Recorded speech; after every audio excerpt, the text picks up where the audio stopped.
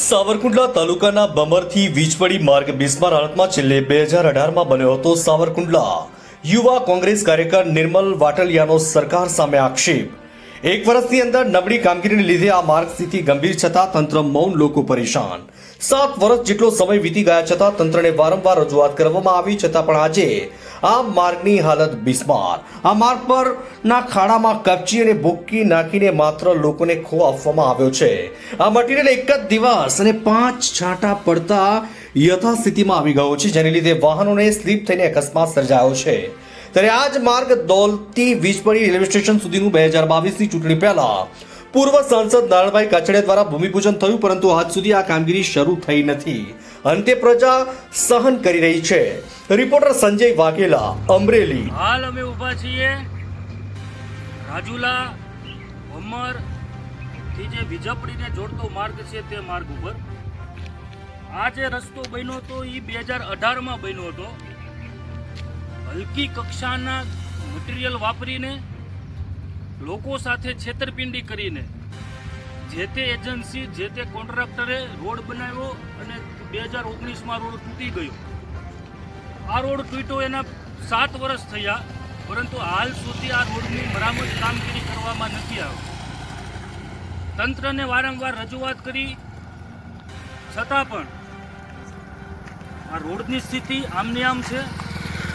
આ રોડ ઉપરથી અવારનવાર મોટા વાહનો જતા હોય, બસો ચાલતી હોય, ટ્રકો ચાલતા હોય, નાના વાહનો હોય, 4 વ્હીલો ચાલતી હોય અને પબ્લિક ટ્રાન્સપોર્ટેશન માટેનો આ રોડ છે.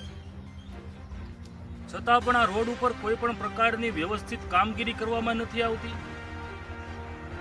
તંત્ર હંમેશા કાનાડા હાથ કરી દે છે, કોઈનું સાંભળતી નથી. આ રોડમાં હમણાં 1-2 દિવસથી ચાગોળ પાથરીને થીંગડા બોરવાનું કામ કરવામાં આવ્યું છે અને તેનું મટીરિયલ તમને બતાવવા માંગુ છું. આપ જોઈ શકો છો આ મટીરિયલ માત્ર કપચી અને ભૂકી નાખીને આ થીંગડા દાટવામાં આવ્યા છે. આ 1 દિવસ ઉપર થઈ ગયું, માથે 5 છાંટા પડ્યા અને આ મટીરિયલ તમે જોઈ શકો છો તેમ ફરી પાછું બહાર આવ્યું. આજે આ કપચીના લીધે લોકોની ગાડી સ્લીપ ખાઈ રહી છે, લોકોને અકસ્માત થઈ રહ્યા છે. પરંતુ સરકાર આ બાબતે કાંઈ પણ કરવા વિચારતી નથી. અમારા દોલતી ગામથી લઈને વિજપડી સ્ટેશન સુધીનો રોડ 2022ના ઇલેક્શનના 1 વર્ષ પહેલા મંજૂર થયેલો 2 કરોડ રૂપિયાની ગ્રાન્ટ એના માટે હતી. પૂર્વ સાંસદ ભમર ગામમાં આવીને તેનું ભૂમિપૂજન કરી ગયા, પરંતુ આજ સુધી તેમાં ભૂમિપૂજન બાદ કાર્યવાહી કરવામાં નથી આવી. ચોમાસાનો વરસાદ પડ્યો, પહેલો વરસાદ પડ્યો અને બ્રિજ ધોવાઈ ગયો. આજે તંત્રના લીધે આ પ્રકારની ઘટના સામે આવી છે.